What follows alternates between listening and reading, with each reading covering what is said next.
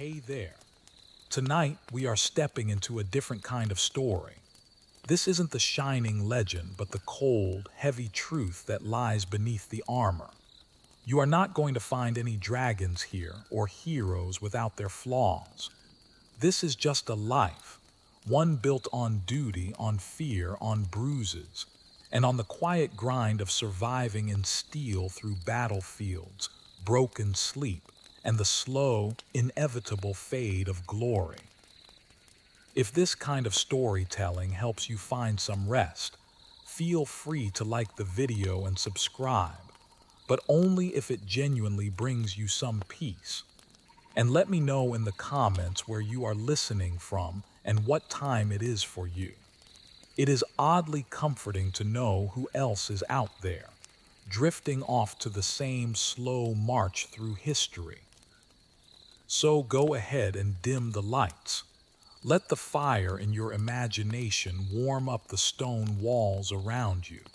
Settle in, and let's begin with the making of a knight. You are 7 years old when the path to knighthood begins for you. It does not start with a sword, but with a farewell. Your parents, proud and maybe just a little bit relieved, send you off to serve in the household of a noble lord. There are no goodbyes written down in ink or saved in keepsakes. All you get is a pat on the shoulder, a bundle of your clothes, and the heavy weight of expectation settling onto your small, still growing frame. No one ever asks if you are ready. In truth, whether you are ready or not is completely irrelevant. You are a page now. The castle looms high above you, its stone towers stretching into a gray sky. Its silhouette seems to promise both greatness and hardship all at once. The gate creaks open, and what lies beyond is not a world of honor and glory, but one of scrubbing and serving and just trying to survive.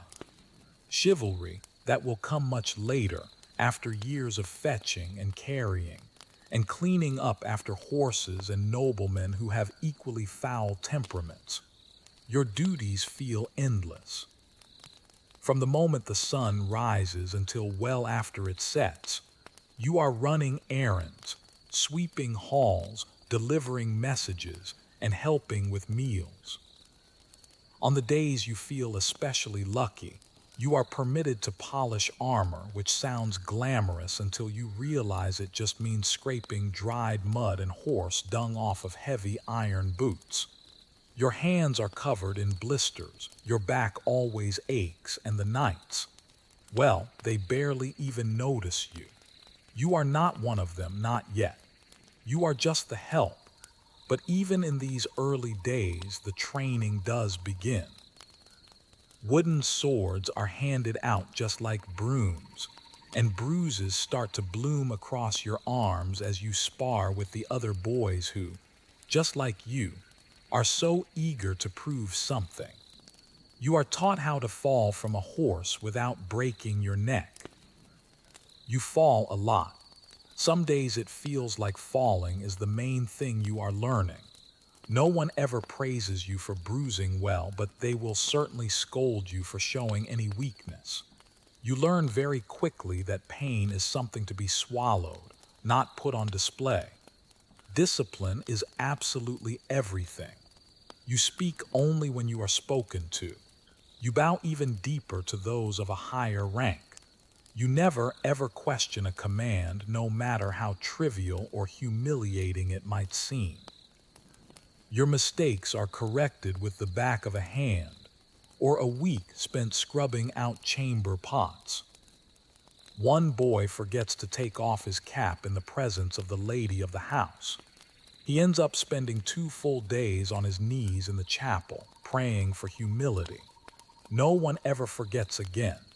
If your family happens to be wealthy, a tutor might be assigned to teach you how to read, write, and maybe a little bit of Latin. The Latin, though, mostly seems useful for understanding church services and the inscriptions you see on tombs. If you are not from a wealthy family, you learn by imitation. You listen carefully. You memorize prayers. You copy letters with shaky hands whenever the steward is generous enough to share a scrap of parchment.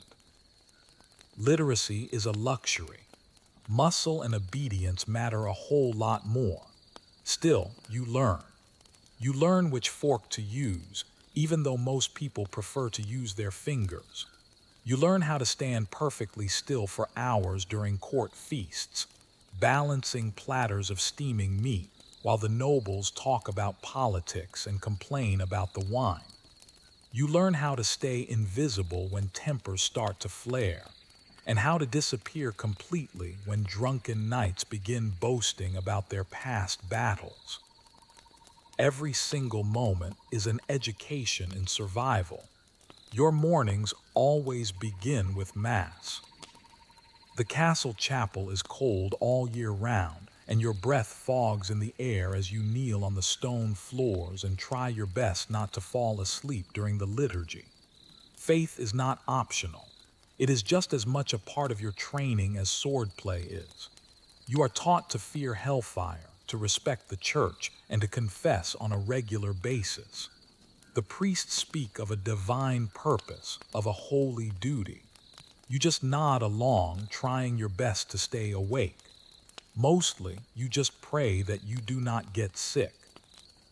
There are very few remedies, and even fewer recoveries. Meals are brief affairs, usually just some bread, cheese, and meat if you are lucky. Vegetables are seen as suspect. Many people believe that raw greens can cause illness, and so you develop a steady diet of salted meat and dry crusts. You eat as quickly as you can, knowing that your next task is always waiting. On rare feast days, there might be a roast pig or some honeyed oat cakes. These are the days you remember for years, like dreams you glimpse through smoke. In the evenings, the hall grows lively. Minstrels sing ballads, telling tales of Arthur and Roland, and of saints who slayed dragons. You sit on the edges near the fire trying to catch every single word. The songs are meant to inspire you, but you are usually too tired to be moved by them.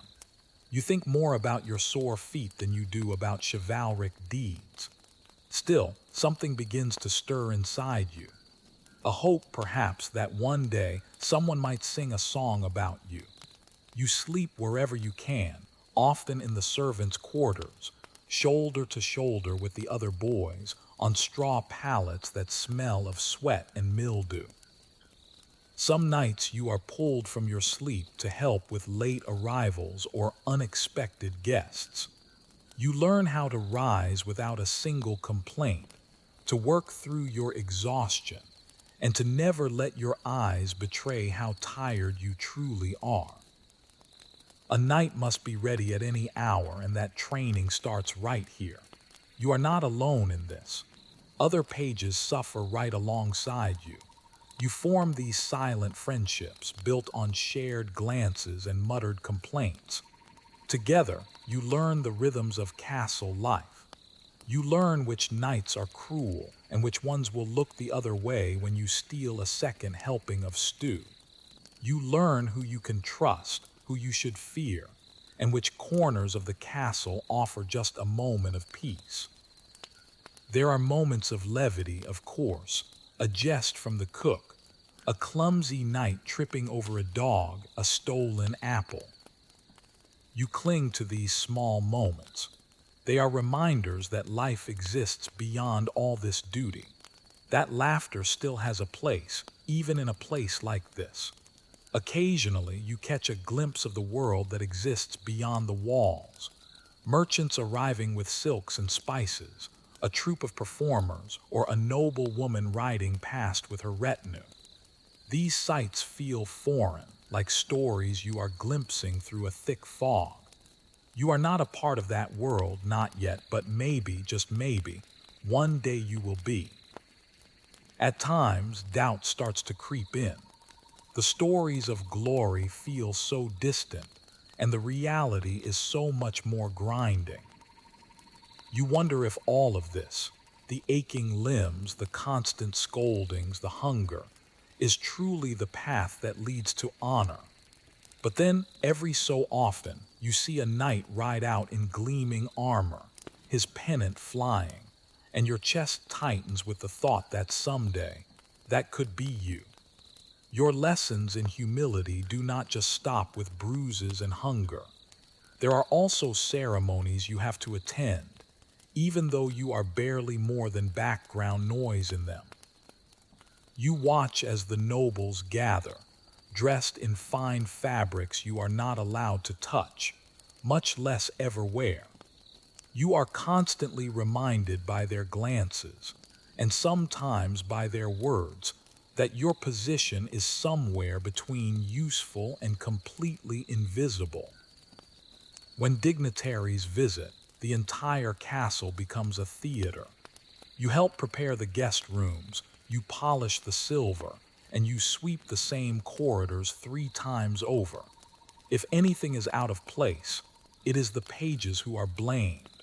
And if something really goes wrong, say a dog bites a visiting bishop's leg, well, let's just say it helps to know how to avoid being seen. You quickly master the art of looking incredibly busy while being nowhere near the actual problem. On festival days, there is music and dancing and far too much wine, at least for the adults. You are allowed to watch from the corners, soaking in all the sounds and sights while pretending not to be watching too intently. Occasionally, someone slips you a sweet meat or a little bit of cake, and for a moment, the burdens of your position feel so much lighter. But these small kindnesses do not erase the reality of your situation.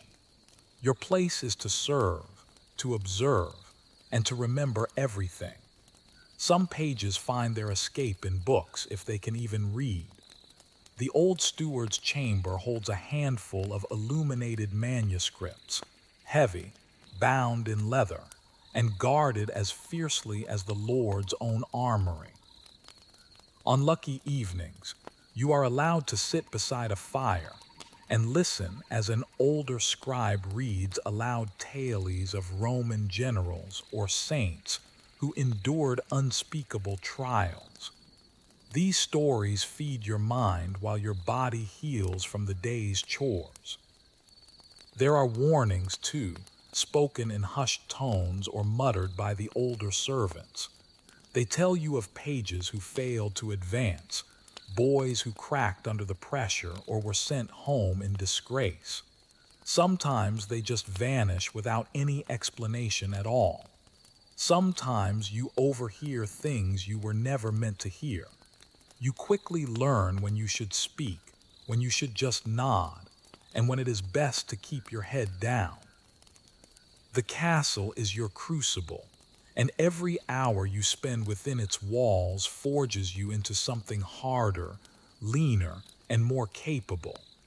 Not a knight, not yet, but you are no longer a child. You are a creature in transition, battered, disciplined, and quietly determined. So when you lie awake at night, staring up at the wooden beams above your straw-filled mattress, you think not just of what you have endured, but of what still lies ahead. The next phase, the next challenge, the next step on the path that will one day, if the gods, your lord, and your body all permit, make you a knight. But for now, you are a page, and that is more than enough. At the age of 14, the apron strings of pagehood are ceremoniously snipped, though not with any kindness or softness. You are no longer a page, you are now a squire. And while this new title might sound like a promotion, it comes with considerably fewer sweetmeats and far more bruises. You have graduated from polishing floors to polishing armor, from fetching goblets to fetching the man who might be dying in one. Your new role is personal, intimate even. You are assigned to a knight, and you are expected to serve him as faithfully as a shadow. Where he goes, you go. If he rides into battle, you follow right behind him. If he falls, you have to run into the carnage to help him up, risking your own life in the process. You are no longer just a child of the castle. You are the squire of a warrior, and your days are now shaped by his every demand. The physical training increases tenfold. Riding a war horse, for instance, is not the elegant glide you once imagined it to be. These beasts are enormous, bred for power and for war, and they are more temperamental than most noblemen. Just mounting them is a small battle in itself. Controlling them is a constant negotiation. Your thighs ache constantly. Your spine jars with every single step. Your backside has not felt normal since Michaelmas. Sword training intensifies. You now wield live blades, not meant to kill, but they are sharp enough to cause concern if your opponent happens to be better rested or less distracted than you are. You spar daily, your body covered in bruises that never quite seem to fade before new ones bloom in their place. Every session is an exercise in humility. For every one swing you manage to land, you take 3 in return. The knight you serve does not expect grace from you. He expects grit. But perhaps the most tiresome part of your duties is the equipment care. Armor, you quickly learn, is not just metal. It is an entire ecosystem. Sweat, grime, and the occasional slug somehow make their way into the joints of the plate mail. You have to clean it, polish it, and inspect every single hinge and strap. If the greaves pinch or the helmet visor sticks in the middle of a battle, that is your fault. If your knight dies because you missed a cracked buckle, you will likely wish you had died first. Weapons need to be sharpened daily. Lances have to be tested. Shields must be examined for cracks. Your knight's life and your own reputation depends on the absolute precision of your work. No one ever thanks you when everything goes right, but everyone certainly notices when it does not. And then there are the tournaments. They seemed so romanticized when you were a page, these colorful affairs with trumpets and cheering maidens. Now you see how the blunted swords can still break bones. You are the one saddling the horse, carrying the lances, wiping the blood from your knight's cheek so he can smile for the crowd. If he wins, you are the one who collects the prize money. If he loses, you collect his broken ribs and whatever is left of his dignity. When real war comes, and it always does, you march beside your knight into the mud, the rain, and the uncertainty. Campaigns are long, uncomfortable affairs. Food is scarce. Sleep is even scarcer. Your armor, if you have any, chafes in places you did not even know existed. You begin to understand the real meaning of exhaustion when your limbs move only because you know that they must. Battle is not glorious. It is a cacophony of screams, of metal, and of orders that get lost in the wind. The clash of bodies, the stench of blood and sweat, the sudden silence of a dying man, these things become your education. You learn to distinguish between the kind of fear that sharpens you and the kind of fear that paralyzes you. You just pray that the former shows up more often. You are not there to fight, not yet, but that does not mean you are safe. When your knight is unhorsed, it is your job to reach him, to lift him, to pull him out of danger. Imagine dragging a man in full armor, with each piece weighing more than a holiday roast, across a muddy field while arrows fall around you like rain. It is not heroic. It is backbreaking, and your reward is usually just the chance to do it all over again tomorrow. When your knight is injured, you are the one who tends to his wounds. If he is captured, you are expected to negotiate or deliver messages to secure his release. Sometimes this means dealing with men who would rather just see him rot. You learn diplomacy not from tutors, but from pure necessity. Your words have to be careful, your posture must be humble, and your tone has to be respectful. Even your silence becomes a tool you use. There are moments, rare but real, when you do feel proud.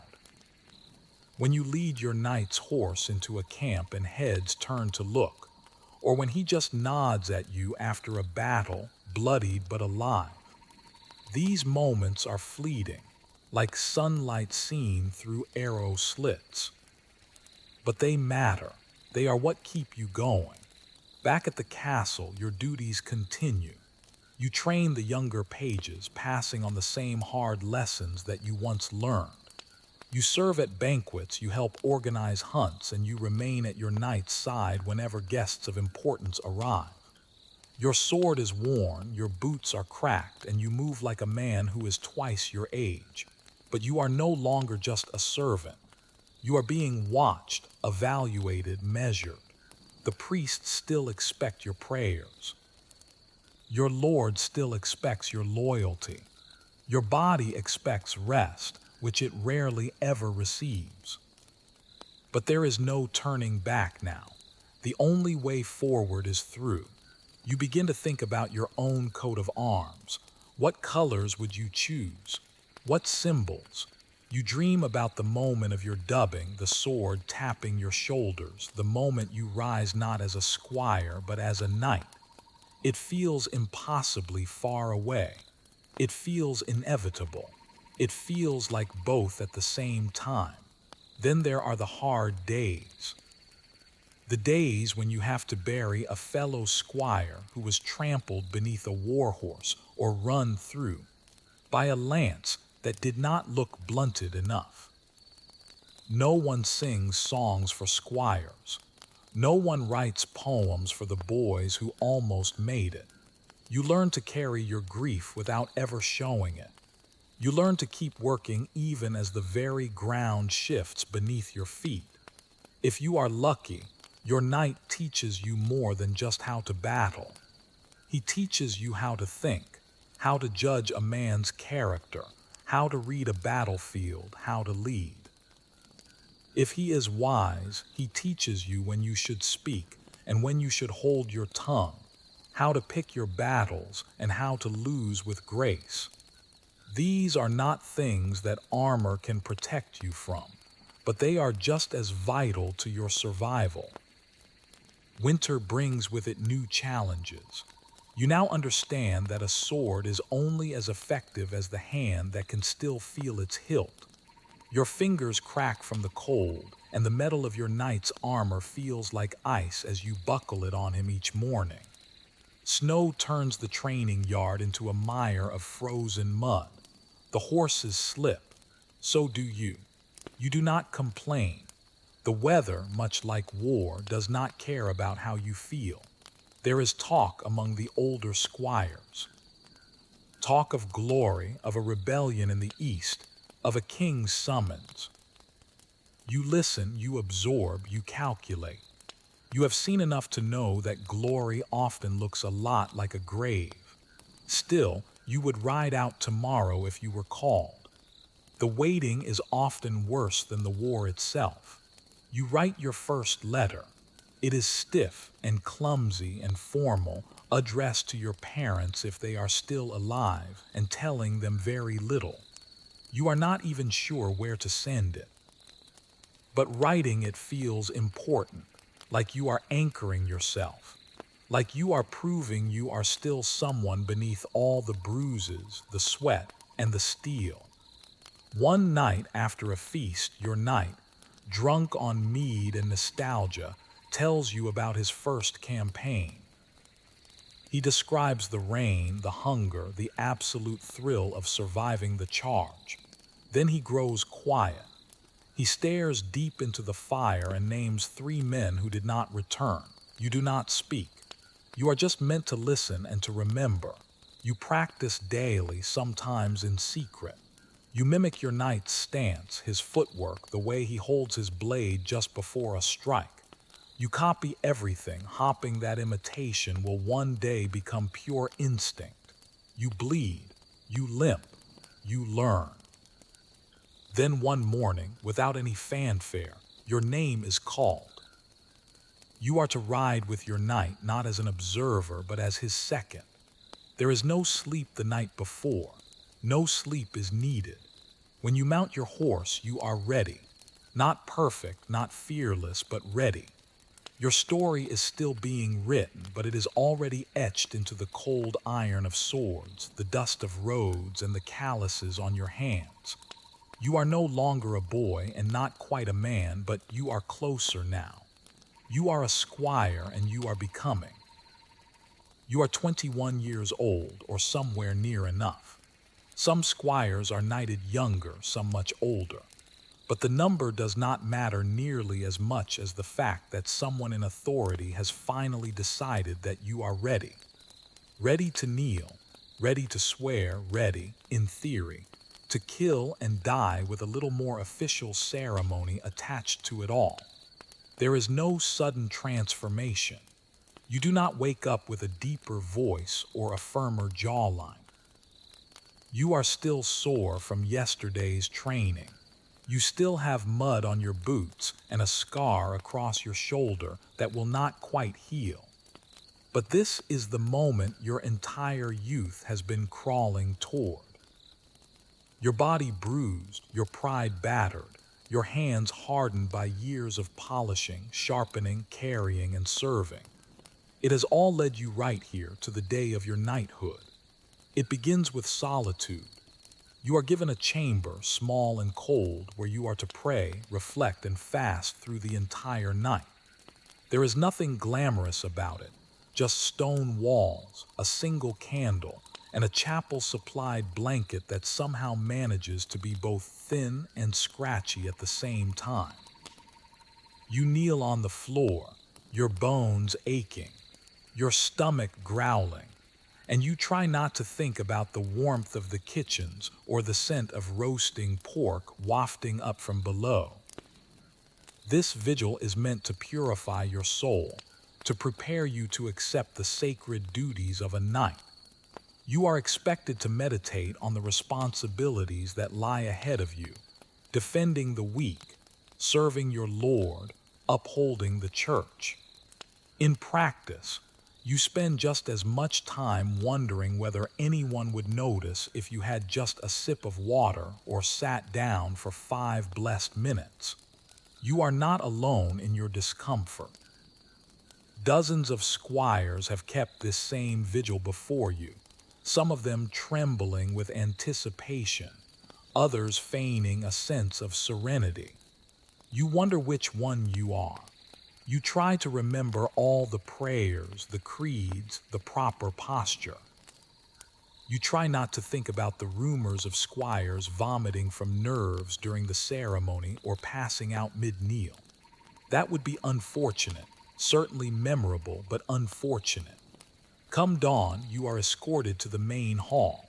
It has been transformed for the occasion. Banners are hanging from the rafters. Candles are flickering all around. Nobles, knights, and priests are all gathered in their ceremonial dress, whispering politely behind their gloved hands.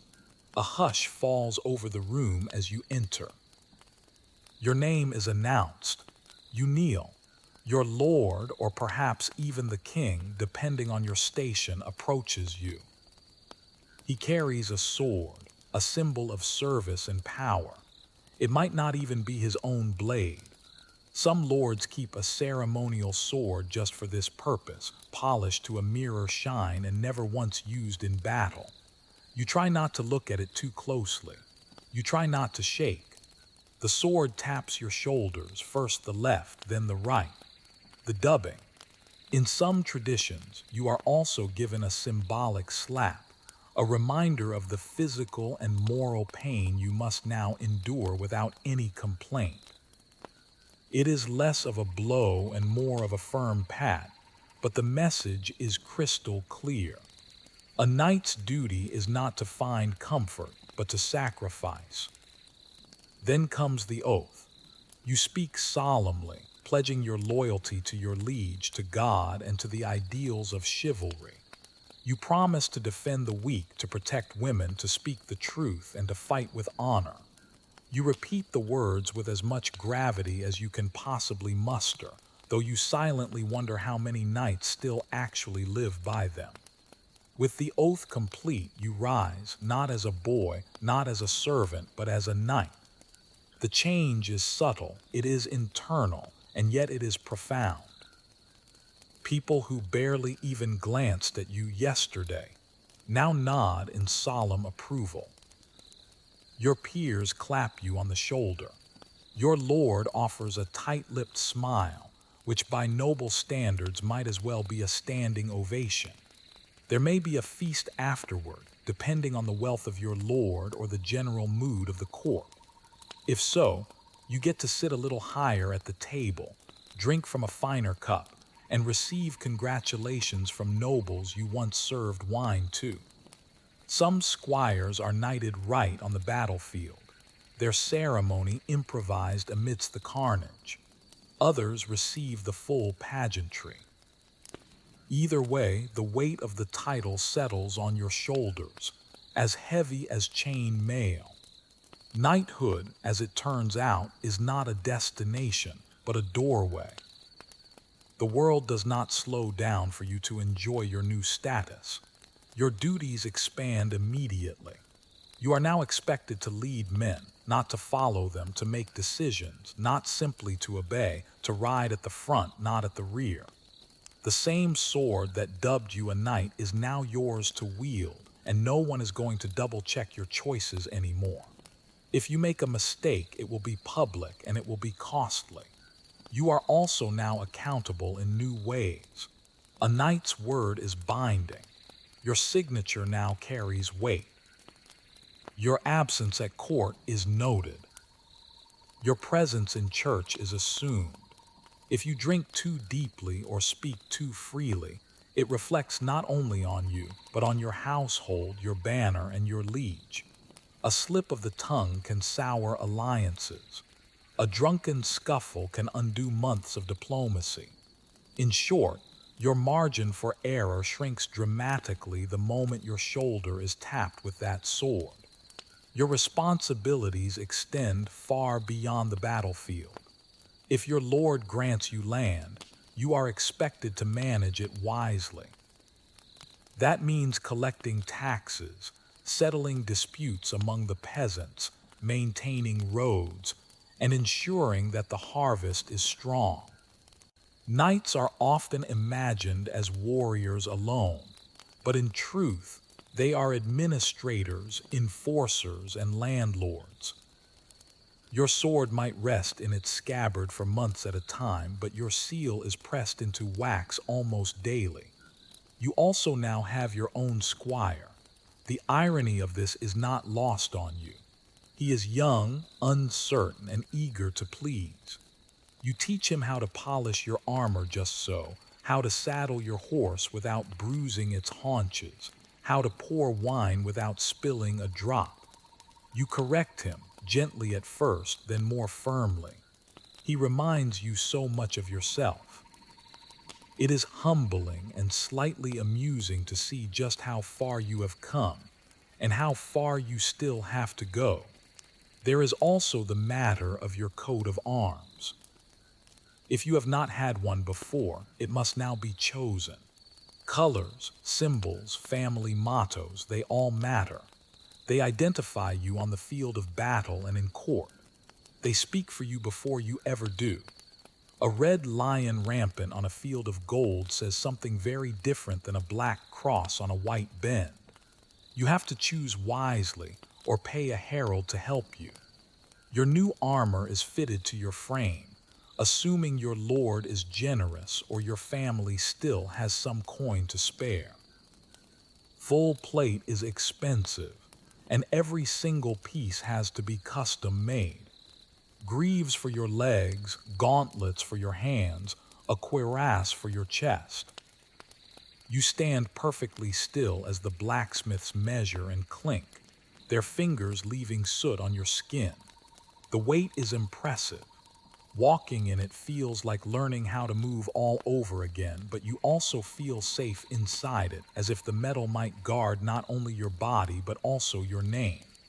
You take your first formal ride through the village, not as a servant trailing behind a retinue, but at its head. Children run to the roadside to see you. Old men bow stiffly. A woman tosses you a flower. You try not to look too pleased with yourself. The peasants do not cheer exactly, but they do stare. And in the medieval world, attention is a kind of applause. That night in the solitude of your chamber, you remove each piece of armor slowly, methodically. You place your sword down with care. You stare at your own reflection in the polished plate and try to see what others saw today. A knight, a protector, a leader. You do not quite believe it yet, but you will. Not everything changes overnight. You still train every single day. You still wake up early and you pray. You still limp after a long ride and wince when a blade catches your elbow. But your name is called with more weight now. You are consulted, not commanded. The youngest squires eye you with something that looks like awe or maybe fear, possibly both. War will come again, you know this. And when it does, your position in the vanguard will be expected. No more standing behind a shield wall. No more waiting for orders. You will be the one to lead the charge, to raise your voice above the din, and to be the first to cross the field. If fortune favors you, you may return with honor. If not, your coat of arms will be carried home without you. This is the cost of the accolade. This is the burden of the oath. But still, you are proud not of your status, but of your survival. You endured the long years, the cold vigils, the humiliation, the training, the fear, and now you wear the title like a second skin. You are a knight, and your real service has only just begun. You do not become a knight and immediately feel powerful. You become a knight, and then you are handed 60 pounds of steel and told to get on a horse. The first real lesson of knighthood is not how to fight, but how to walk, breathe, and not fall over in your own armor. At first, it is chain mail, a mesh of interlocking rings that drapes over your shoulders like an iron tunic. It is not as heavy as it looks, but it clings to you. It drags at your limbs, and it catches every single drop of sweat your body produces beneath it. You wear a padded gambeson, quilted linen stuffed with wool or rags, which smells awful after a single skirmish and even worse after a week. But it keeps the mail from grinding against your skin like a cheese grater. As warfare evolves, so does your kit. Plate armor begins to replace mail. At first, it is just a breastplate and greaves. Then come pauldrons for your shoulders, vambraces for your forearms, sabatons to encase your feet, all with articulated joints and riveted segments. Each addition is designed to protect without pinching, though they almost always manage to do both. Eventually, you are sheathed in metal from crown to toe, and it is less like wearing clothes and more like being folded into a walking bell. The helmet is the worst part. It muffles your hearing, it narrows your vision, and it steams up with your own breath. In battle, it protects your skull. Outside of battle, it functions mostly to give you a throbbing headache. Some helms have visors that you can lift, which helps with breathing and spitting, though it also makes your face an easier target. Trade-offs are everywhere when it comes to armor. Mobility, surprisingly, is not impossible. You can run, you can squat, you can mount a horse, and even roll if you have been trained well. But everything takes effort. You are not agile. You are deliberate, and you quickly learn to conserve your movement like a man counting his last coins. After all, if your opponent is wearing nothing heavier than boiled leather, he will be darting all around you while you resemble a mobile sculpture of St. George. Then there is the maintenance. Every single piece must be cleaned, oiled, and inspected. A single rusted rivet can jam a joint. A dented chest plate can buckle under a second blow. Your squire becomes a blacksmith's apprentice overnight, scrubbing and hammering late into the evening. If he forgets a strap or fails to fasten your cuisses correctly, you notice it painfully and immediately. And let's not forget the weapons.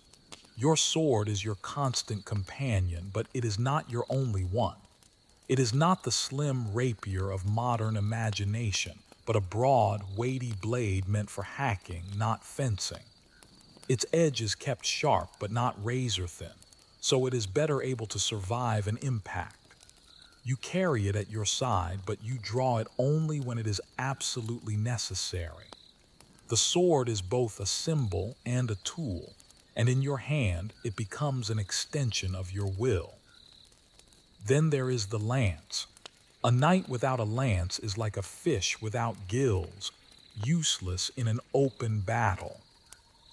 The lance is not delicate. It is a sharpened pole, roughly 10 feet long, meant to be couched under your arm and driven like a battering ram into whoever is unlucky enough to be across the field.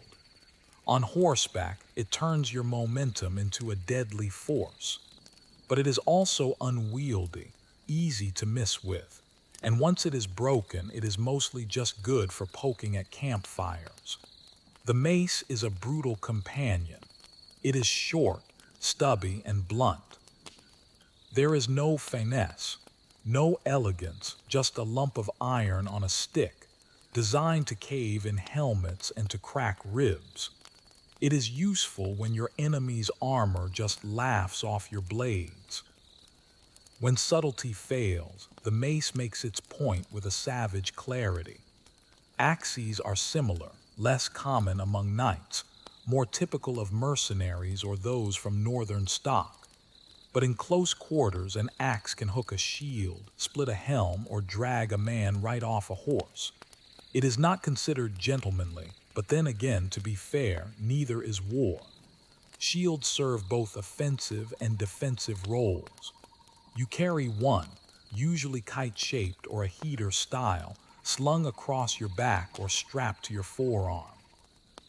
It bears your coat of arms, a bright splash of symbolism amidst all the mud and smoke. You learn to punch with it, to deflect, to absorb the force of a blow. A good shield might save your life. A bad one might just become your coffin lid. Siege weapons are a different beast altogether. Catapults, trebuchets, and battering rams are handled by engineers and lower-ranking soldiers. You observe them more than you operate them, unless you are particularly unlucky, but you will learn to fear them. No armor in the world can save you from a boulder. When battle comes, your kit is both your savior and your prison. On the charge, you ride with your lance couched, shield raised, visor down. Your world becomes a tunnel of noise and blur. The impact is sudden and absolute. You either hit or you are hit. You either fall or you do not. And if you do fall, it is up to someone else, perhaps your squire, to drag you clear before the trampling begins. After the charge, if you are still upright, comes the melee. With your sword drawn, you engage man-to-man. It is not graceful. It is a mess of grunts and blood and clanging steel. You swing, you block, you pray. You do not aim for heroics, but for the joints, the armpits behind the knees, the visor slits, the weak points. Every knight has them, and if you do not find theirs, they will certainly find yours. In the aftermath, assuming you survive, you learn the lesser-known role of a knight, the repairman. You remove your armor piece by piece, and every dent and scratch tells its own small story. If a rivet snapped or a strap tore, it is noted, recorded, and then mended. Your sword is cleaned, inspected, and re-oiled. Every weapon that was dulled must be sharpened. You do not sleep until your gear is ready to go again, because the next time it could mean your life. You begin to appreciate the subtle differences between good steel and bad. You learn the smiths by their names. The balance of a sword, the weight of a shield, the line where a helmet should rest against your brow, all of it becomes second nature to you. You grow fussy about details that once seemed completely trivial. The type of leather used in your gauntlets, the weight distribution of a new axe, the way a visor latches shut. Some knights personalize their equipment with a bit of flair. Engraved pommels, crests etched into their breastplates, gilt inlays. You may do the same, if your coin and your vanity permit it. But beneath all the ornament lies the same brutal reality. Armor is not a costume. It is coffin prevention. There are downsides, of course. Armor is expensive. Your share of the spoils from a war or a tournament often just vanishes into repairs and replacements.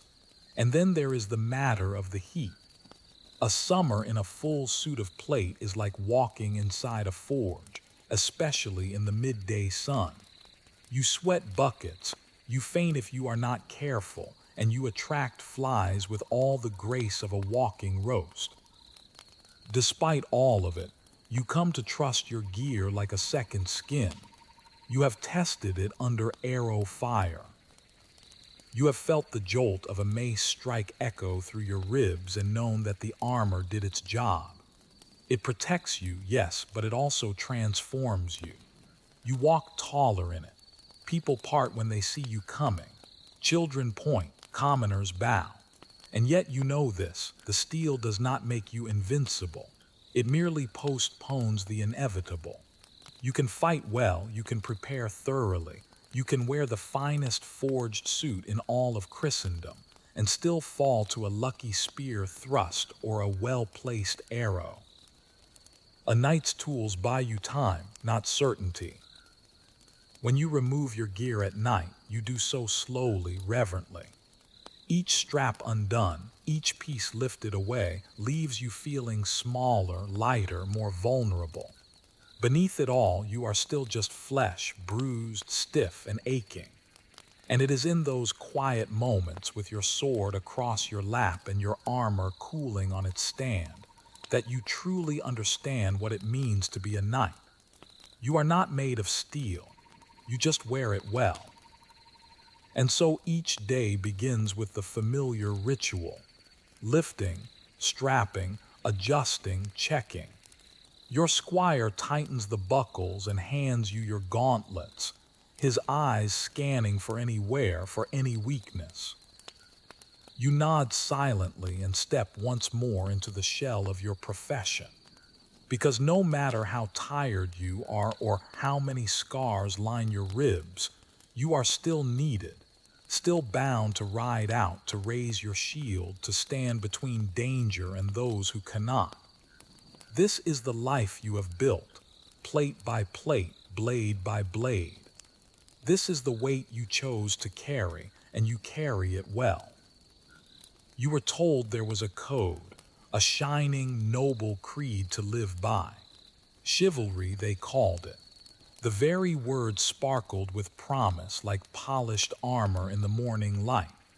It was meant to define what it was to be a knight: bravery, courtesy, honor, protection of the weak, and reverence for the church. It was a lofty ideal, written in elegant scripts and praised from the pulpit and by poets alike. And then you rode into your first battle, watched a man in full heraldic splendor trample a retreating soldier, and you realize the code is more of a suggestion. Chivalry, in theory, is a code of conduct, a moral compass for those who carry swords, rooted in Christian values and feudal loyalty. It began as a way to temper violence with virtue. The church, always anxious about the havoc wrought by idle knights, took pains to transform you from a hired blade into a holy defender. You were not simply meant to fight, but to fight rightly. In practice, however, chivalry is like a tapestry. It looks grand from a distance, but it is fraying up close. The official tenets vary, depending on which chronicler or cleric you happen to ask, but some themes always remain constant. Protect the innocent, defend the church, serve your Lord loyally, show mercy to foes who yield, be honest, avoid unjust wars, and honor women, particularly those of noble birth. It is a fine list, admirable even, and also incredibly inconvenient. Because in the thick of a battle, no one stops to recite their virtues. You swing, you survive. You follow your orders, even if they involve torching a village that is suspected of disloyalty. You take prisoners, yes, but mostly because they are worth a good ransom. Mercy has a market value. As for honesty, well, it is encouraged, unless deception serves your lord better. A knight may be honorable in the abstract, but he becomes remarkably flexible when land or legacy is at stake. Many a lie has been wrapped up in noble language and delivered from horseback with great conviction. Protecting the weak sounds lovely in the songs, but in the field the weak are often just collateral damage. If your lord requires a peasant uprising to be crushed, you ride. If a convoy of commoners stands between you and the enemy's grain supply, you do not go around it, you go through it. The poor admire knights from afar, because they are rarely better off when one actually rides by.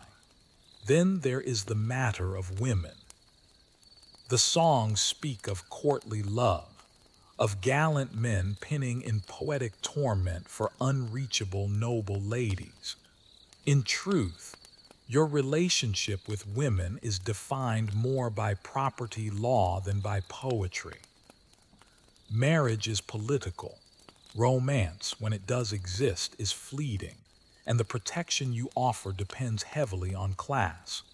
A noble woman might be revered, but a washerwoman less so. That is not to say that knights are uniformly dishonorable. Many of them do strive to live by the code. They pray, they tithe, they avoid unnecessary cruelty. But the world you inhabit rarely ever rewards restraint. A knight who hesitates to strike might not live long enough to deliver mercy. A man who speaks the truth too plainly may find himself without his land or his head. Tournaments, oddly enough, are where chivalry shines the brightest. In these staged spectacles, the rules are rigid and the honor is real. You salute your opponent, you show restraint, you lose with grace. It is theater, yes, but it is theater where the actors actually believe in the script. And for a moment, the code becomes reality, if only briefly.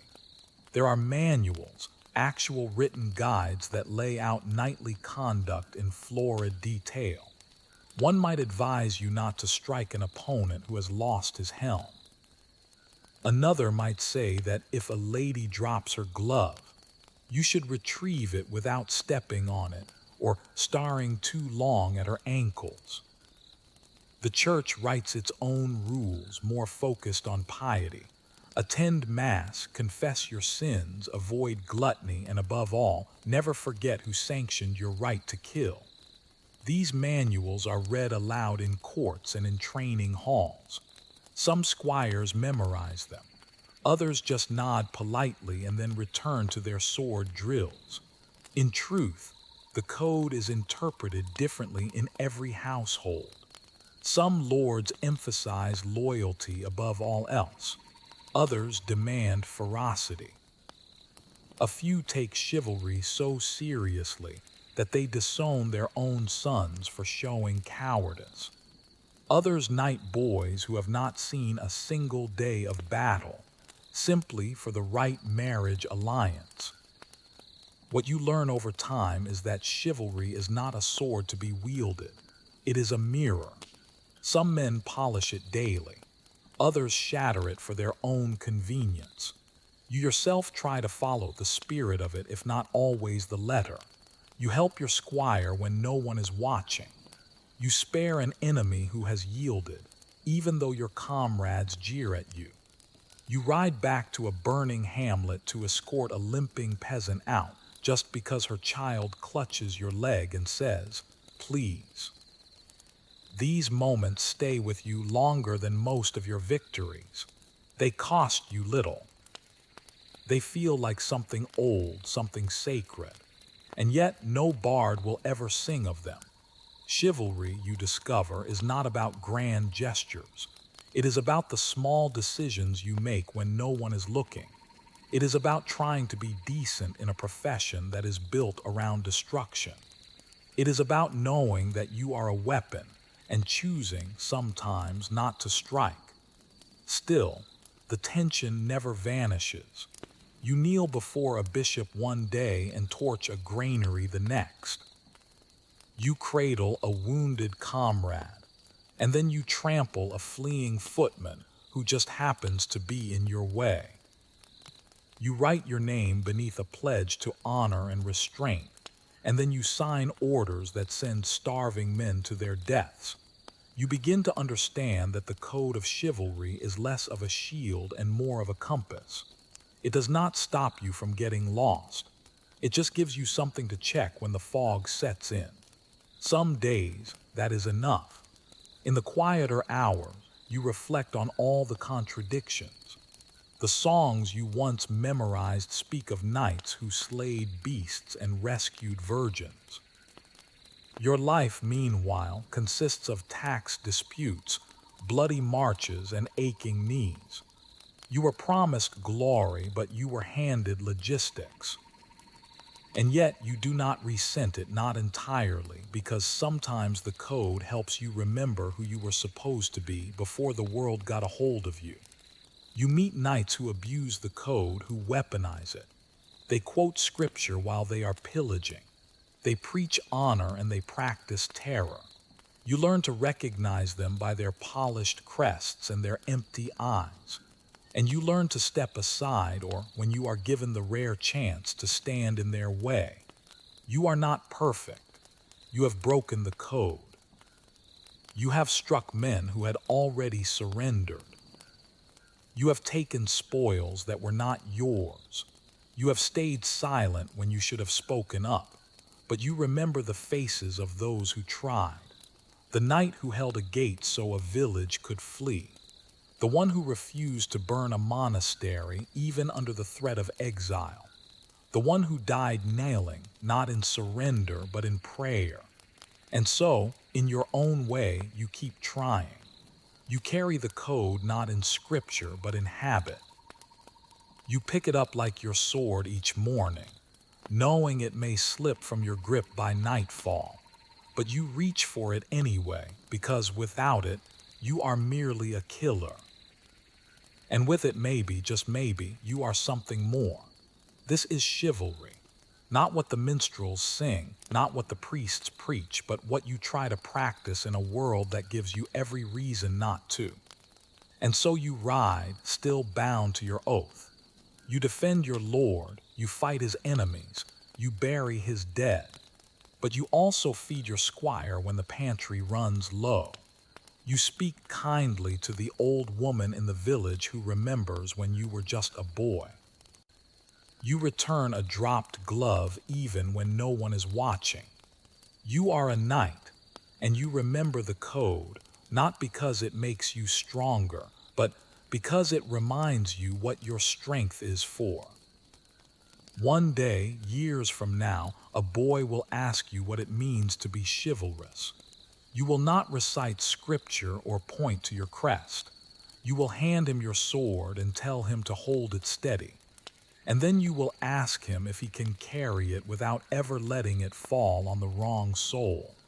That, you will say, is a good place to start. Because in the end, chivalry is not about purity. It is about persistence, about falling short and rising again, and choosing, however quietly, not to become the very thing you were once sworn to fight. And with each choice, you draw your sword just a little bit straighter.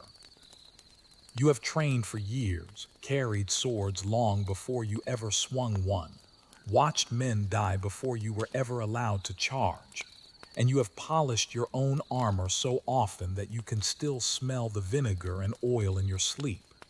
But none of that truly prepares you for this. The moment the trumpet sounds, your horse shifts beneath you, and the ground ahead of you fills with the bodies and banners of your enemy. The battlefield is not a stage. It is not an arena of honor or a chessboard of strategy.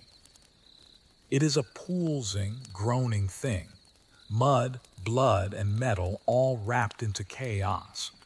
You can recite the names of the old heroes, the codes of chivalry, the rules of engagement whispered by bishops in candlelit chapels. Out here, none of them matter. Marching to war begins long before the fighting ever does. You ride for days, even weeks, through rain, sleet, and sun. The air grows worse as the army swells. Body heat, dung, and rotting rations all blend together into something foul enough to turn even the sturdiest stomach. Feet blister, tempers snap. Your companions shift from camaraderie to just muttering and silence. Men begin to smell like their horses. You do too. Camp life is brief and it is miserable. Tents flap in the wind like damp flags. Fires smoke more than they ever warm you. You eat whatever is left, salted meat, hard bread, dried peas. Sometimes you get lucky. More often you do not. Clean water is rare, and when it is not, you worry about what is floating in it. Your armor is cold in the morning and it is blistering by noon. You sleep with your boots on and your sword always within reach. And then one morning you crest a ridge and you see them. An army arrayed across the field, their own banners snapping, their knights glinting in the rising sun. This is it. Your commander gives orders, shouted and then relayed down the line. Everyone nods. Few of them truly hear the words. Your stomach tightens. You check your horse's girth strap one more time. You say a prayer or you pretend to. You wonder how many men will die before the sun finally sets. Then it begins. The charge is not graceful. It is thunder. Hooves tear at the ground. Lances are lowered. And every single heartbeat counts down to the moment of impact. You aim your weapon, and you hope that the man opposite you is just slightly slower, slightly more afraid. The clash is bone-shaking. You might hit, you might miss. You might be hit, you might fall. And if you fall, you just pray that you can get up before the next wave tramples you. The noise is unrelenting, screams, shouts, the clanging of steel, horses shrieking, men begging. There is no rhythm to it, only violence. You fight in flashes. A blade swings near your head and you duck. A man lunges and your sword blocks him without you even thinking. An axe strikes your shield and you feel the shock of it in your teeth. You do not think in terms of heroism. You think in terms of inches. Every step forward might be your last. Every moment you remain standing is a small miracle. And all the while, mud clings to your boots, blood slicks your grip, and the air tastes of iron and ash. There are no clean victories. Even if you survive, you have likely killed someone face to face, looked into their eyes, seen their fear, and felt their last breath on your face. No one ever teaches you how to live with that. Sometimes you lose your footing. A blow knocks you down. Your visor jars loose, and suddenly the world above you is just a blur of hooves and blades. You flail, you crawl, you push yourself back to standing. If your armor catches in the mud, you are like a turtle on its back. If your squire finds you in time, he might be able to pull you free. If not, well, there are worse ways to die than being forgot. You catch glimpses of others. Knights unhorsed, peasants impaled, banners falling. You recognize faces, friends, comrades. They are gone in an instant, replaced by another swinging sword. There is no time to mourn, only time to breathe and to swing again. Sometimes the melee collapses into total confusion. Orders become meaningless. The lines dissolve. You find yourself beside men you do not even recognize, enemies mistaken for allies and vice versa. In those moments, the battlefield becomes its truest form, not a clash of nations or ideologies, but a storm of sheer survival. If you live, it ends not with trumpets, but with exhaustion. Your arms ache. Your ears are ringing. Your horse, if it is still alive, is foaming at the mouth and trembling. You stagger back to camp. You strip off your armor with shaking hands, and you just stare at your bloodied gloves. You hope the blood is not your own. You are not really sure. Later, you walk the field. The crows are already gathering. Men are groaning where they lie, too wounded to move. You try to help, but there are just too many of them. Some you leave with a little water. Some you leave with a whispered prayer. Some you have to finish because it is the kinder thing to do. Your boots soak through with blood. You stop noticing the smell after a while. The looters are already at work, stripping the dead of their rings, their purses, their boots, and sometimes even their teeth. It is dishonorable, yes, but it is also practical. War is expensive, and a fallen knight's sword might just pay for someone's winter grain. You turn your gaze elsewhere. You do not stop them. You find your comrades, the ones who made it, and you sit with them beside a dying fire, each of you silent. Some are cleaning their wounds, others just stare into the flames. No one boasts. No one drinks. You all know better. The ones who laugh after a battle tend to be the ones who cry when the fever sets in. There is no celebration. There is only a tallying. How many were lost? How many banners were captured? How many horses must be replaced? How many squires did not return? In the weeks that follow, the story is cleaned up. Minstrels compose ballads of noble charges and glorious stands. The Lord gives a speech. Priests declare it a righteous victory.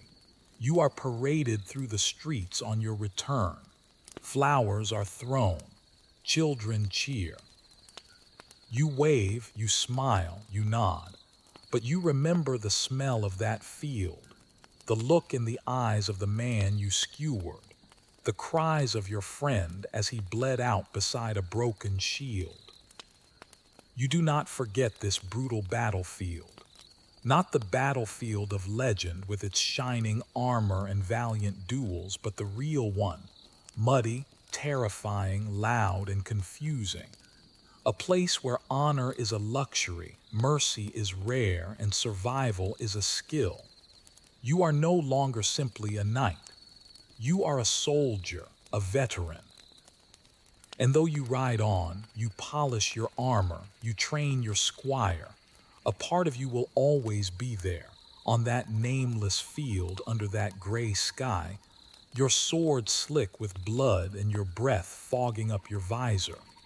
That part of you never truly leaves. You try not to talk about it, about what really happened. When new squires ask, you give them lessons in form, in stance, in strategy. You do not describe the sounds. You do not mention the shaking hands. Not because you are ashamed, but because words cannot possibly make sense of it. and because part of you is afraid that they would still want it anyway. But you prepare them all the same. You train them to keep their shield up, even when they are tired, to watch their footing, to check the straps on their greaves twice, not just once. These small details are what save lives. You know, because you have seen the cost when they are forgotten. Over time, your own scars begin to fade, on the surface at least. Beneath, they remain not as wounds but as memory. You remember the weight of the fallen night you dragged from a trampled ditch. You remember the breathless silence just before the charge. You remember the way the field looked afterward, still broken, just wrong. And still you ride because someone has to, because the war never really ends. It only sleeps between the battles. You do not seek glory anymore. You seek clarity. You seek survival, and you try, in whatever way you can, to make sure the men beside you come home. This is what it means to fight. Not for banners, not for poems, but for the man at your left and the one at your right. For the squire who still believes in all the songs. For the prayer you whisper even when you do not believe yourself.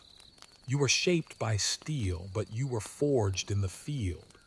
This is the brutal battlefield, and you have survived it. And in surviving, you have learned the cost of every single inch of ground, measured not in paces, but in lives. You survive your first battle and then another. And though war never truly ends, it does go quiet. Armies disband, swords are sheathed, and the banners come down. For a while there is peace.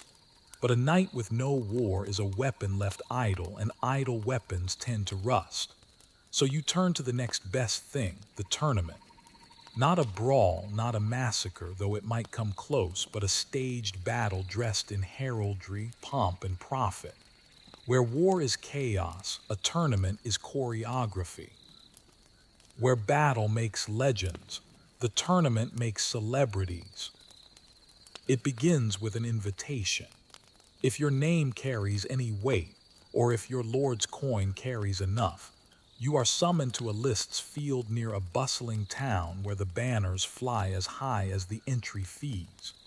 You arrive with your squire in tow, your armor shined to a near-blinding polish, your horse combed and plaited like a bride's hair. The grounds are prepared days in advance. Wooden stands rise up from the grass. Merchants set up their stalls, selling meat pies and pewter tokens.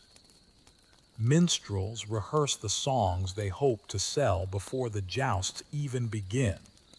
Children run between the tents, shouting the names of their favorite knights.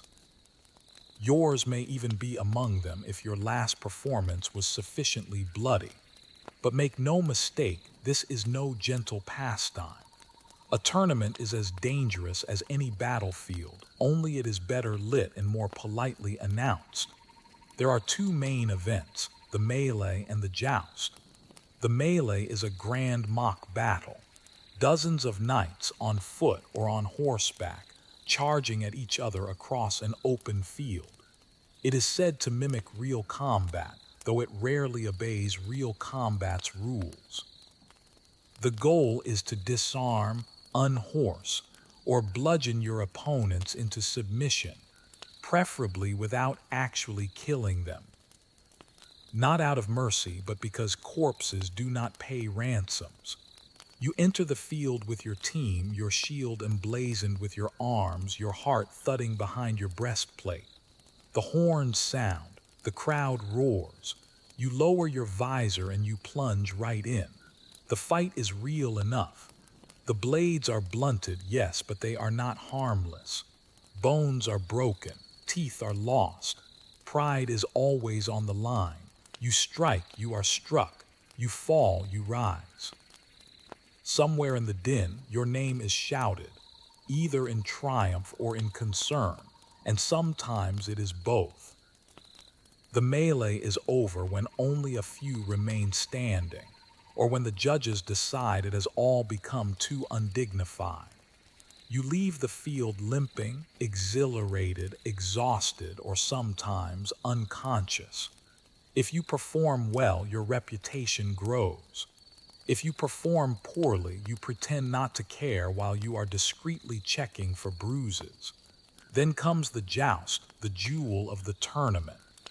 One knight, one lance, one pass. The tilt rail separates you from your opponent, and both of you thunder forward on horseback, trying to shatter your lance on the other's shield, helm, or chest. Points are awarded for it. Helmets are dented.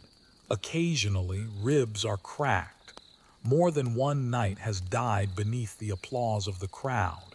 There is a spectacle to it, enough ceremony to rival a wedding. Your name is announced. Trumpets sound.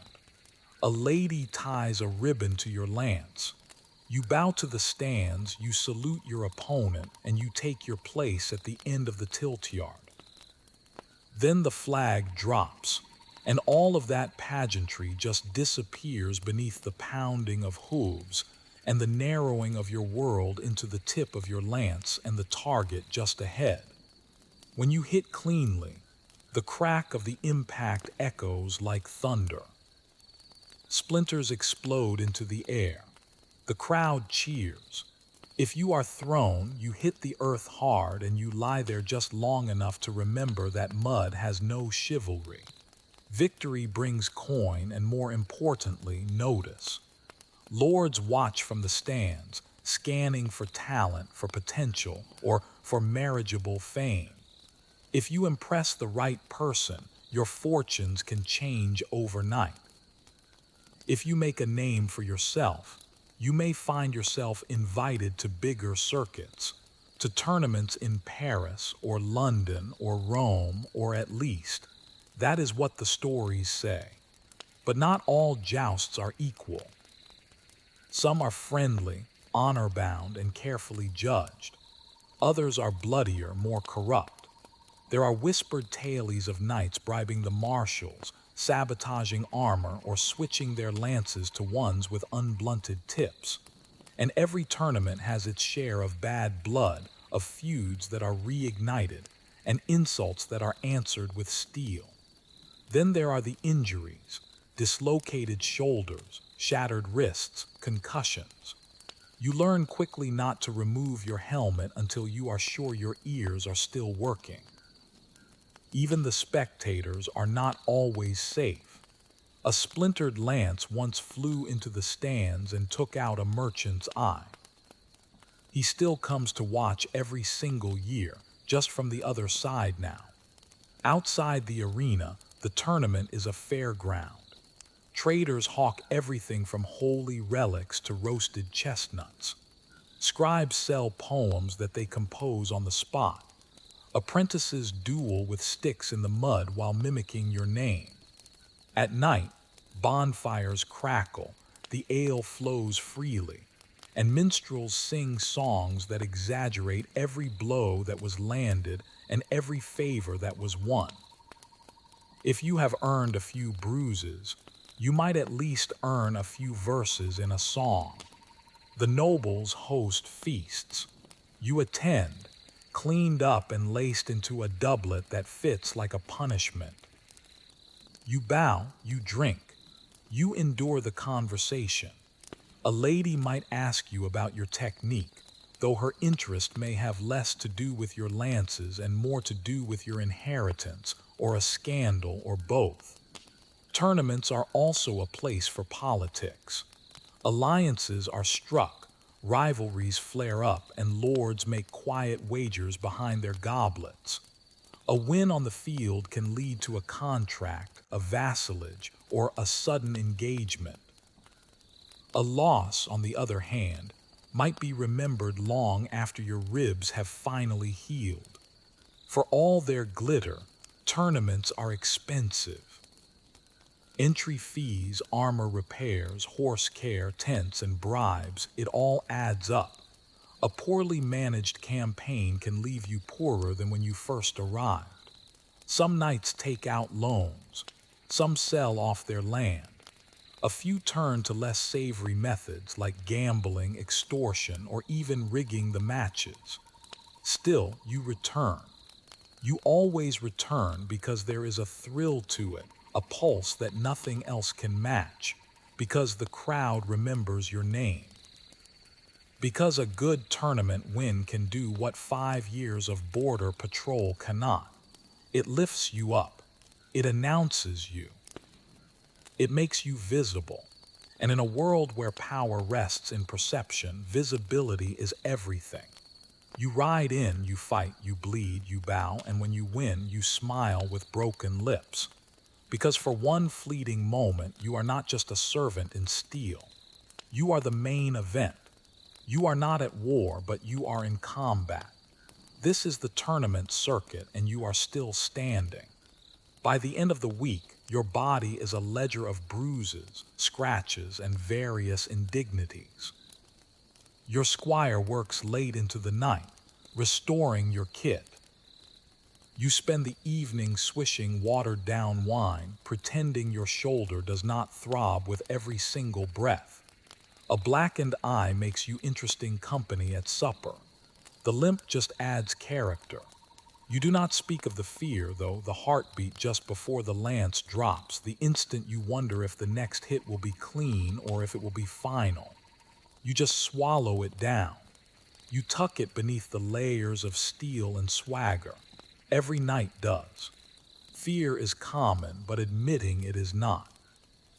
If the tournament was good to you, you leave with coin, a new favor tied to your saddle, and invitations for the next event.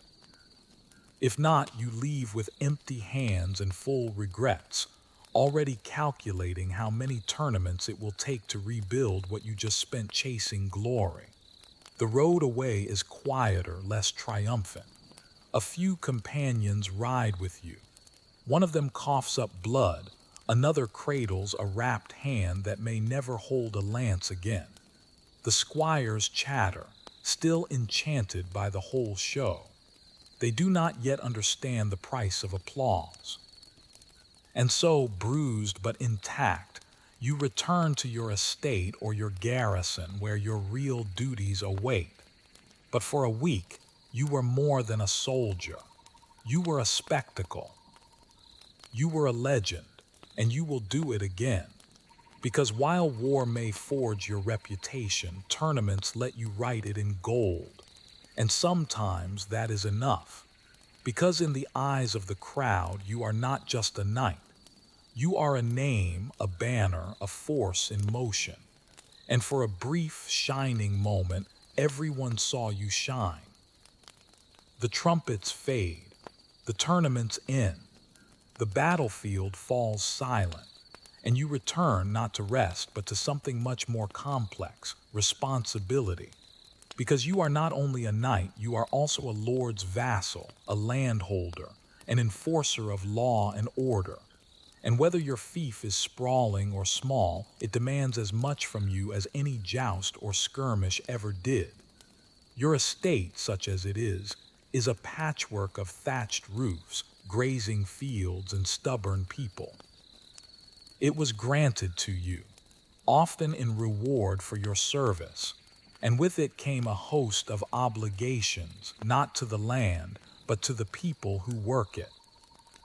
They do not know you as a war rider or a lance wielder. They know you as the man who demands grain in October, who sends bailiffs to settle their quarrels, and who sometimes rides through the village just to remind everyone who owns what. Your mornings begin not with sword drills, but with ledgers. Your steward rattles off figures, bushels harvested, taxes collected, debts that are still outstanding. You nod like you understand it all, though half the time you do not. There is always a shortfall. A pig has vanished, a crop has failed, someone has died with coins still owed to you. The solution invariably involves more paperwork and fewer pigs. Then come the petitioners. Peasants queue up at your hall to air their grievances. He stole my goose. Her cow trampled my barley. Their son struck mine with a stick. You sit beneath a banner bearing your arms, listening with the weariness of a man who has faced arrows and would much prefer them to this. Justice must be swift, or at least it must be loud. You nod. You issue a fine. You send men to inspect the fences. The villagers shuffle out, mostly satisfied. You hope. Disputes between peasants are one thing, but disputes between your men-at-arms are much worse. When two of your armed retainers argue over boundaries or livestock, their swords start to rattle. You have to step in, not as a fellow knight, but as their master, firm, even-handed, a man of authority. It is a delicate thing, projecting strength without escalating their tempers. You manage mostly. You also collect the taxes, grain, wool, coin, or goods in kind. These are tallied up, stored, and then forwarded up the chain to your liege lord. Some of it you get to keep, to pay your men and to maintain your household. Some of it just vanishes into the hands of clerks, never to be seen again. You suspect a fraction of it feeds the bishop's cellar or funds your lord's latest embroidery habit. But questioning the chain of the feudal economy is like questioning gravity. You just nod, you sign, and you send the ox cart on its way. Inspections follow. You ride through your own fields, riding slowly between the rows of barley and flax. You speak to the reeve, the village-appointed overseer, who informs you of labor shortages and brewing discontent. You pretend not to hear the mutters from the hedge, the ones about rents, about levies, about your fine new scabbard that probably cost more than a plow. You smile, you offer a nod, and you ride on. Respect is maintained less by affection than by distance. Your hall must be stocked and guarded. Your garrison must be drilled. Your walls must be maintained. And your steward has to be reminded that the grain cellar smells odd again. You oversee the blacksmith, the cooper, the baker. You approve repairs to the millstone. You arrange for timber for the winter. And once a month you host a feast for your local tenants to keep up the illusion that everyone is cheerful and that loyalty is mutual. You arbitrate marriages. You approve apprenticeship contracts, and on occasion, you have to deliver punishment. Thieves might lose their fingers. Poachers might pay in coin or in days of hard labor. There are gallows, but you rarely use them. They are more useful as symbols than as tools. Still, when it is necessary, you remind the village what happens when the law is ignored. The church is ever present. A priest serves your estate, and you have to contribute to his chapel's upkeep, lest your name find its way into a sermon. You attend Mass, you confess sins that you vaguely regret, and you make donations that conveniently match your most recent misdeed. Piety, after all, is easier to show in coin than it is in conduct. Even your household requires managing. Your servants rotate between loyalty, incompetence, and mild insubordination. The cook is furious about the quality of the flour. The stable hand swears the hay shipment is late again. One of your chambermaids is scandalously friendly with a visiting knight, and you have to pretend not to notice unless it causes a child, or worse, a rumor. Your squire still needs training always. He forgets your saddle straps. He leaves your sword unsheathed during the rain. Once he polished your boots with lard. You scold him. You train him. You threaten to send him to the monastery. And then you end the day by praising his effort with a simple nod. That is all the boy really wants. Your wife, if you have one, runs her own part of the estate, organizing the kitchens, managing the servants, keeping the accounts. She is as sharp as your sword and twice as terrifying when you cross her.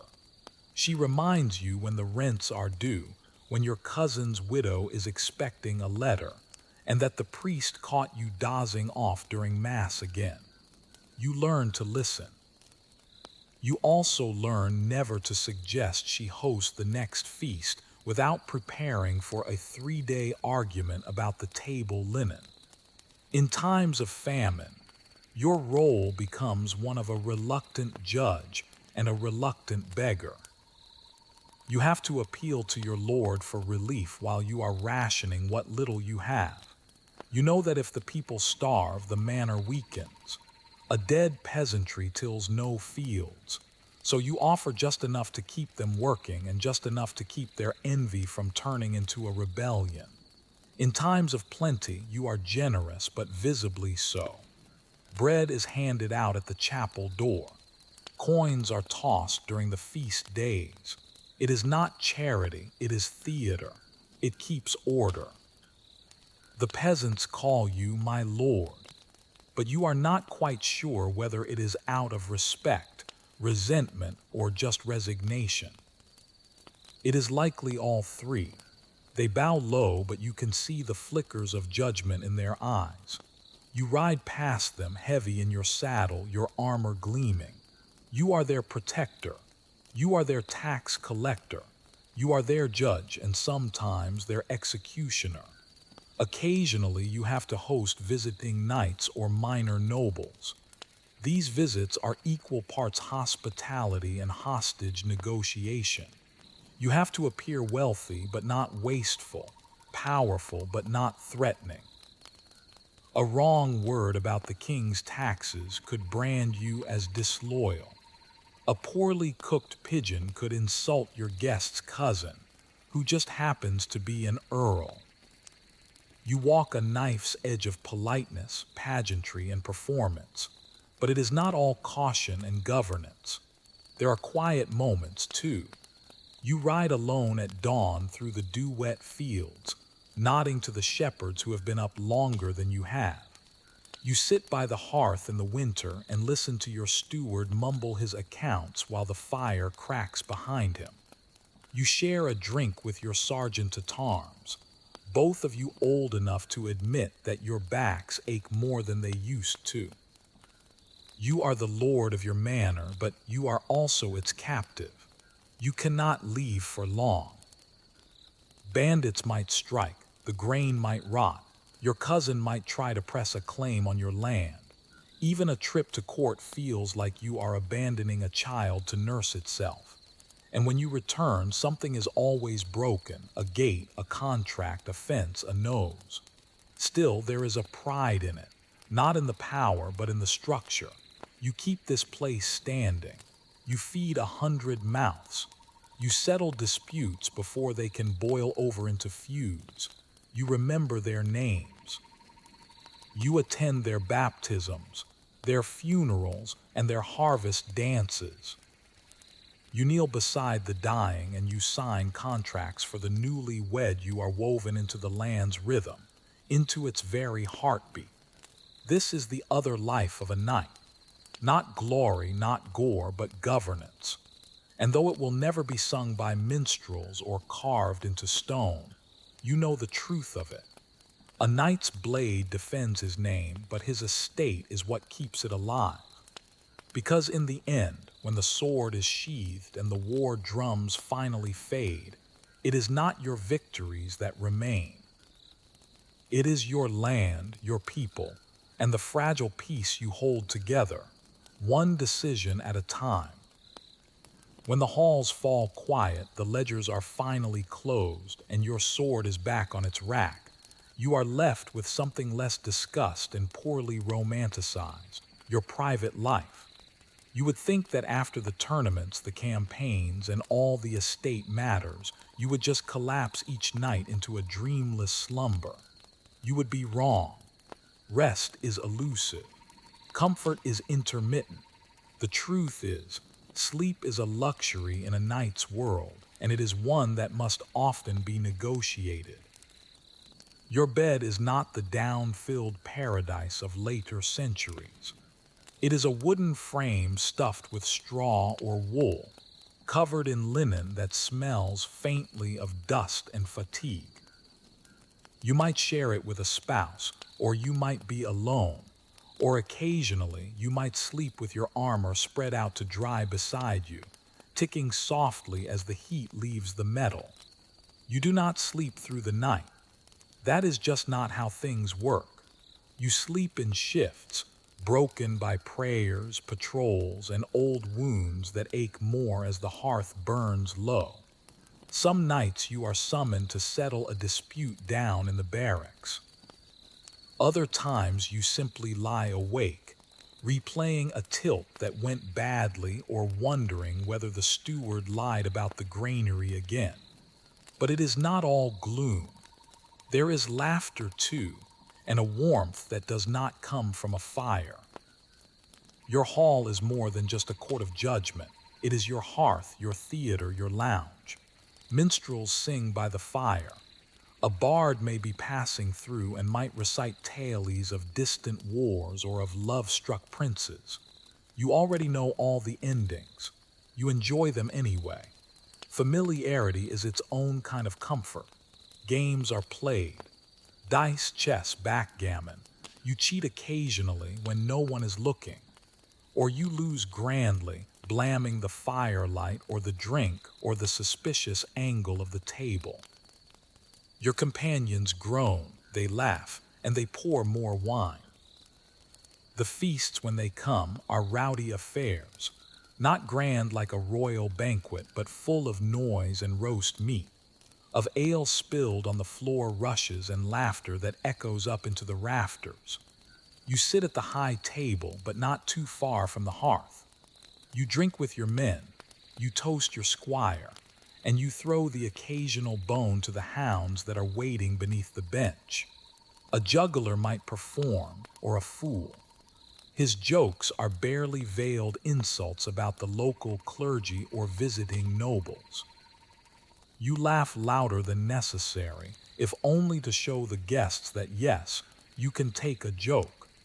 It is a fragile peace, maintained by roast pork and stale bread. Sometimes the evenings are more subdued. A servant plays the lute. Your wife embroiders, humming a half-remembered hymn. You nod off in the chair by the fire, only to wake when the logs collapse in a sudden burst of sparks. For a moment, everything is perfectly still. Your household sleeps early. The servants rise before the sun, so they vanish quickly. Your squire lingers, hopping for some praise or advice, or maybe just not wanting to go back to his straw mat beside the armory. You send him off gently. He has earned his rest, even if you have not. You might wander the manor at night, old habits from your years on campaign. You check the locks, you peer into the shadows, you listen for anything that sounds amiss. You do not expect to find anything, but sometimes you just need to move, to feel the floor under your boots and to remind yourself that you are still here and the fire is still lit and the walls are still yours. When storms roll in, sleep becomes nearly impossible. The wind howls through the shuttered windows. The rafters groan.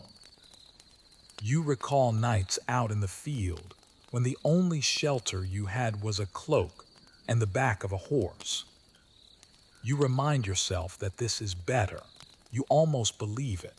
Private life also means private thoughts, and these are much harder to manage than fields or squires. You wonder if the land is truly yours or if you are just holding it until a richer man wants it. You think about the faces of the men you have killed. Some of them you remember, some you do not. You think about your own father and whether he ever felt this same pull between duty and doubt. On better nights, you write, or you try to. You scratch letters onto parchment, recording expenses or drafting stiff, formal notes to other landholders. Occasionally, you attempt to write poetry. It is terrible, but your steward pretends otherwise and your wife hides the worst of it before any guests can find it. When guests do arrive, your private life completely vanishes. Everything becomes a performance. The hall is clean, the good wine is brought out.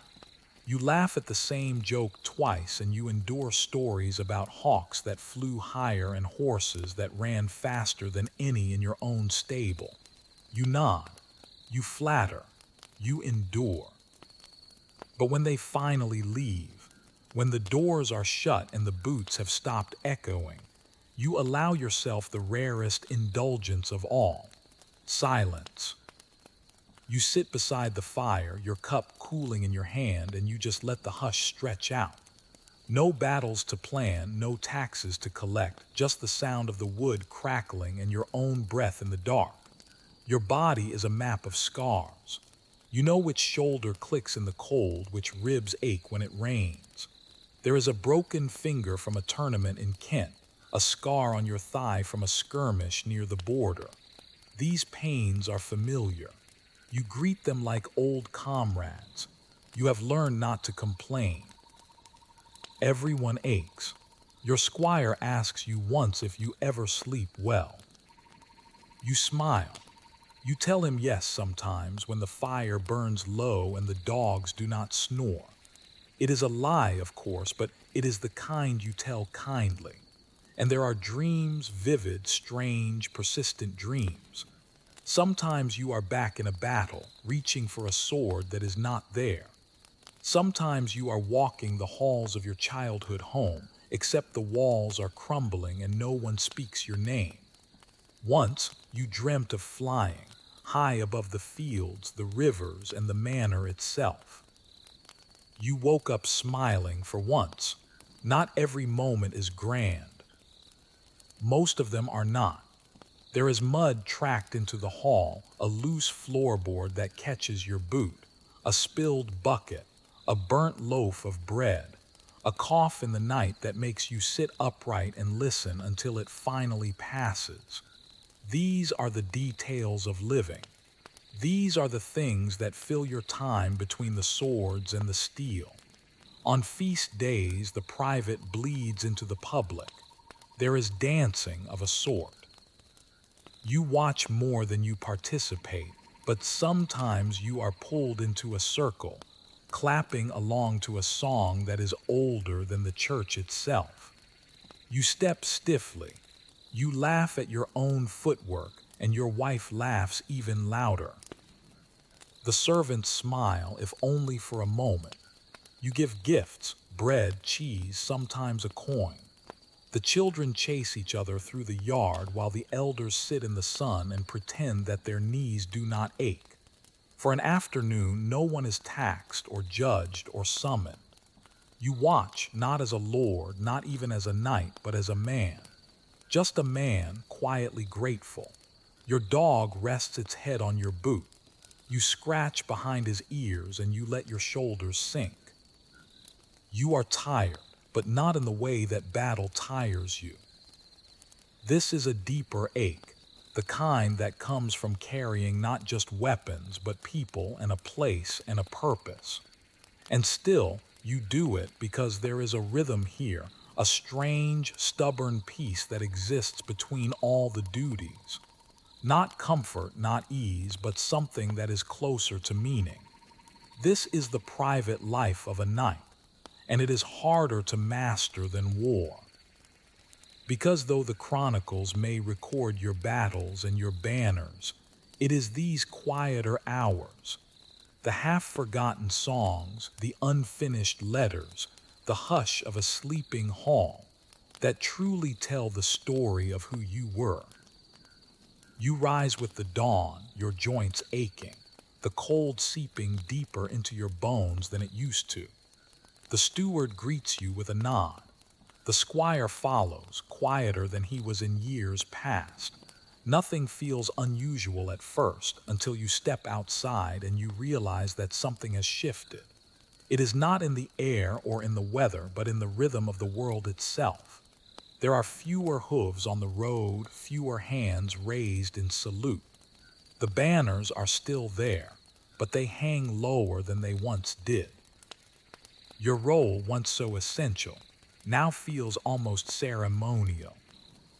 You still ride out, you still wear the armor, you still train the lads who come up through the ranks with that fire in their eyes. But even they seem to look past you now, to the engineers who are sketching strange machines, or to the captains who are drilling rows of men with pikes and gunpowder. The future, it seems, no longer rides a war horse. The first time you see a musket fired in anger, it feels like a mistake. There is no nobility in it. No dance, no duel, just a bang, a puff of smoke, and a man down. You watch it all from a hill, flanked by your men, and you say nothing. Later, you clean your sword anyway, out of habit perhaps or defiance. The Lord who once summoned you for every single border skirmish now sends word only in the winter. Requests for grain tallies, for tax rolls, for reports on the movement of tenants. The battles still happen, but they are led by men with maps, not with mail. Your presence is just a formality. Your counsel is a polite tradition. At court, the great knights gather less and less frequently. The old names, the ones you memorized as a squire, are fading from the conversation. Those who remain arrive slower, their crests more faded than before. You share nods, not words. No one wants to say aloud what you all already know. Your armor, which was once polished weekly, now gathers dust between its uses. The squire still oils it, more out of reverence than out of any real need. It feels heavy now, not just in its weight, but in its memory. Each dent recalls a skirmish. Each rivet recalls a day spent living a life that is now fading into myth. You still wear it sometimes, for ceremonies, for parades. Once a boy asked you if it was real. You no longer correct them when they call it old-fashioned. The pageantry remains, though even it is beginning to crack. The feast days are quieter now. Fewer nobles attend. Fewer heralds call out the names with the gusto they once had. The songs still praise the days of knights, but always in the past tense. You listen, you nod, you raise a cup. You smile when they glance over at you during the verses that begin with, "In days of yore." In private, you walk the grounds of your estate and you watch your tenants at their work. They till the fields with newer tools now. Some of them have coins stamped with the king's face. Others carry paper, permits, receipts, even letters. As literacy seeps into the soil, the blacksmith's son now wants to be a clerk. The miller's daughter talks of going to school. These are good things, you tell yourself, but they all come with a whisper. You are no longer what boys wish they could become. You still train them, you still swing the sword, but it is harder now. Your shoulder stiffens in the cold. Your breath shortens on the uphill rides. The blade feels longer, though it is not. You grunt more when you are rising from a chair. And the squire, now grown, looks at you the way you once looked at your own master, half with respect and half with readiness. Even the battles you are called to feel different. You no longer ride in the vanguard. You are asked to observe, to advise. Your role is one of wisdom, not of action. And while you appreciate the respect, a part of you still aches to charge, to feel the ground quake beneath your mount one last time. You understand now, of course, that the age of the night is ending, not with a roar, but with a series of sighs. Gunpowder does not care for bloodlines. Formations do not care for honor. The nightly charge, once feared and revered, is now just a target for cannon and musket shot. You have seen it. You have counted the bodies. You try not to resent it. After all, every age must come to an end. The Romans once thought their roads would last forever. The old emperors believed their names would outlive the stone. And now, even those stones are being reused for barns and for chapels. Time grinds all legacies down into something more useful. Still, there is grief, quiet, persistent grief. You feel it when your sword no longer draws admiration but just curiosity. When your banner is recognized not for its victories but for how long it has flown. When your war horse finally dies and the stable boy asks if you will replace it with a mule. More practical, he says, you tell yourself that you are lucky. You lived. You saw the best and the worst of your order. You earned your land, your name, your seat at the high table. You made it home. Not everyone did. Sometimes you take the long road past the old battlefield. It is farmland now. Quiet, there is a grove where the archers once stood, a ridge where the cavalry once assembled. You dismount and you walk it, your boots sinking into the soft earth. There is a marker stone there, weathered and crooked. No one remembers the names that were carved there. You do. At night, the dreams come more frequently. Not always nightmares, though some of them are, but vivid flashes of moments you had thought were long buried. A lance shattering, a comrade's laugh, the exact shade of the sky above a foreign field. You wake up cold, and you wonder why memory now feels sharper than your blade ever did. You write more now, not orders or reports, but reflections. You try to capture what it was all like. The weight of the armor before the dawn, the tension before a tilt, the smell of the field after the rain. You want to record what it felt like to be a knight, not in legend, but in truth. You are not sure who it is for. Maybe for the boy who will find it in a chest one day. Maybe for no one at all. Visitors still come. They ask questions. Was it glorious? Was it honorable? You answer them carefully. Sometimes, you say on good days. But it was also cold and loud and lonely. You tell them that knighthood was service. Service to a lord, to a land, to an ideal. And sometimes when the wind was right, it felt like something greater. You walk with a cane now. The squire, now a full-grown man, walks beside you and tries not to look worried. He still calls you sir. You allow it. It costs nothing, and it reminds you that even if the age is ending, you are still its echo. You pass your sword to him one evening. Not in a ceremony, just quietly. He takes it with both hands, his eyes wide. He does not say thank you, he does not have to. And so you fade, not in shame, but in rhythm. The halls grow quieter. The hearth burns lower. Your duties lessen. The land continues. The people work. And in the stillness between the seasons, you feel something that is like peace. Let the bards sing of dragons and duels. Let the painters render shining charges and golden spurs. You remember the cold mornings, the crooked smiles, the cracked ribs and the cracked jokes, the smell of a wet horse, and the taste of cheap ale. That too was knighthood, and it was enough. You do not know what the world will become, only that it will become. Castles will crumble, cannons will roar. The old ways will be folded into new books, new rules, new uniforms. But perhaps in some chapel or some court, a tapestry will still hang, and a child will point to the figure in the corner, the one in the battered mail, and ask, "Who is that?" And maybe, just maybe, someone will remember. Not the battles, not the banners, but the man. That will be enough.